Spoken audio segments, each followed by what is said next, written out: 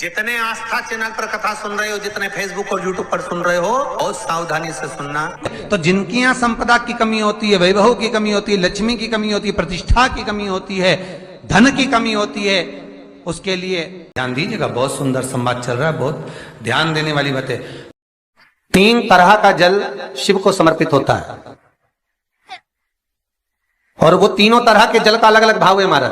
पहला जल सादा, घर से पानी लेकर गए, जल लेकर गए, शंकर को चढ़ाया, वो हमने घर का अपना एड्रेस बता दिया, भगवान शिव को जल चढ़ाकर अपने आनंद के लिए शंकर से कुछ प्राप्त कर लिया। दूसरा जल, जल के कलश में थोड़ा सा इत्र डालकर शंकर को जब समर्पित करते हैं तो महाराज घर में अगर कोई व्यक्ति बहुत रोगीला है, बहुत रोगीला, एक शिव महापुराण में, स्कंद पुराण में, नर्मदा पुराण में, भविष्य पुराण में, अग्नि पुराण में, नारद पुराण में, बरहा पुराण में, वामन पुराण में जितनी चीजें लिखी गई है, एक एक प्रैक्टिकल कर कर देखो। तो शिव महापुराण, स्कंद पुराण का यह भाव याद करिए कि 1 लोटे पानी में इत्र मिलाकर, जल में इत्र मिलाकर, बहुत रोगीला व्यक्ति, बहुत बीमार व्यक्ति है, 1 लोटा पानी उसका हाथ का स्पर्श कराकर शंकर को चढ़ाना प्रारंभ कर दीजिए। महाराज केवल 5 या 7 दिन चढ़ाओ और वो 7 दिन के बाद में उस बीमार व्यक्ति का क्रम देखिए कि उसमें कितना आराम लगा है। औषधि दवाई काम करना प्रारंभ करी कि ना करी।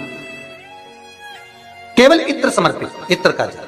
तो पहला जल सादा, दूसरा जल है इत्र का, और महाराज तीसरा जल जो शिव महापुराण के अंतर्गत कहा गया है, बेलपत्र का जल। तीसरा जो जल है वो बेलपत्र का जल। बेलपत्र का जल कैसा? तो महाराज शिव महापुराण की कथा कहती है कि जल के पात्र में एक बेलपत्र अंदर डालकर उस जल के पात्र को ले जाकर शिव को समर्पित करना, अर्थात अपनी मन की कामना भगवान शंकर से कह देना। केवल बेलपत्र के माध्यम, बोलना नहीं है हमको, कुछ हमें कुछ कहना नहीं है।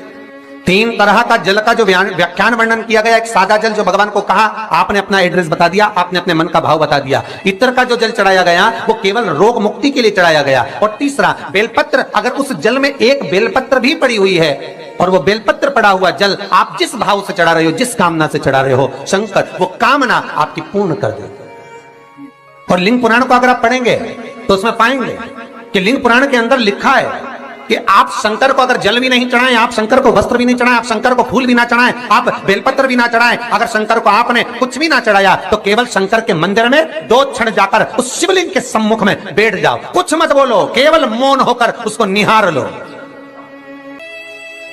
महाराज कोई बच्चा एग्जाम में बैठ रहा है, सीए की पढ़ाई कर रहा है, कोई बहुत बड़े एग्जाम में बैठा, पास हो ही नहीं रहा, बहुत हार गया, बेलपत्री की माला चढ़ाई। पर बेलपत्र की जो माला है वो केवल प्रदोष पर चढ़ती है। श्री हनुमान जी महाराज आप बेलपत्र की माला चढ़ाओ, 108 बेलपत्र आप श्री शिवाय नमस्तुभ्यम मंत्र का जाप कर कर, डांट लगाकर भगवान श्री हनुमान जी महाराज के सामने पहुंचकर माला को सीधी रखकर, जो व्यक्ति एग्जाम में बैठ रहा है, नौकरी के लिए, अन्य पढ़ाई के लिए, अगर कंपटीशन एग्जाम में भी बैठ रहा है, तो माला को हनुमान जी महाराज, और हनुमान जी कौन से होना चाहिए? पूर्वमुखी। हनुमान दक्षिण मुखी नहीं चाहिए, पूर्व में जिन हनुमान जी का मुख हो वो माला ऐसी समर्पित कर कर, हनुमान चालीसा का पाठ कर कर, 3 बार स्मरण कर कर माला श्री हनुमान जी को पहना दीजिए।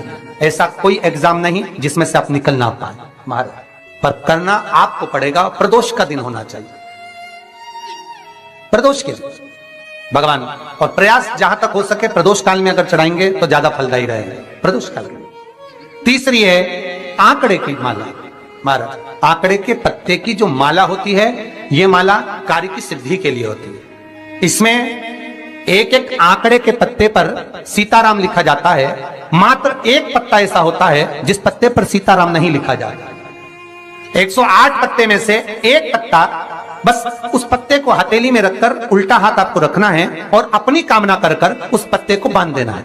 ये जरूरी नहीं है कि 25 के बाद बांधो, 50 के बाद बांधो या 100 के बाद बांधो, आपकी मर्जी पड़े, उस खाली पत्ते को कहीं पर भी बांध दीजिए और उस माला को अपनी कामना कर कर श्री हनुमान जी महाराज को समर्पित कर दीजिए। महाराज इसके लिए कोई तिथि, कोई दिन, कोई वार निश्चित नहीं है।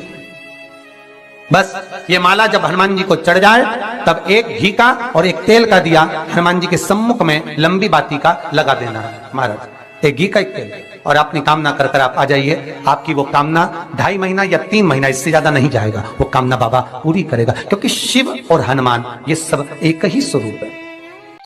श्री शिवाय नमस्तुभ्यम। सब बोलिए एक बार जमकर, श्री शिवाय नमस्तुभ्यम। प्रैक्टिकल जरूर करना, कहीं सियोर वाला महाराज झूठ तो नहीं बोल रहा। शास्त्रों की बातें हमारे जीवन में हमें सुख प्रदान करे, इसलिए इस भाव का आनंद करते हुए आज की कथा को विराम देते हैं। श्री शिवाय नमस्तुभ्यम। मेरे चैनल को सब्सक्राइब करें, बेल आइकन प्रेस करें, जिससे कि आपको लेटेस्ट वीडियो की नोटिफिकेशन मिल जाएगी।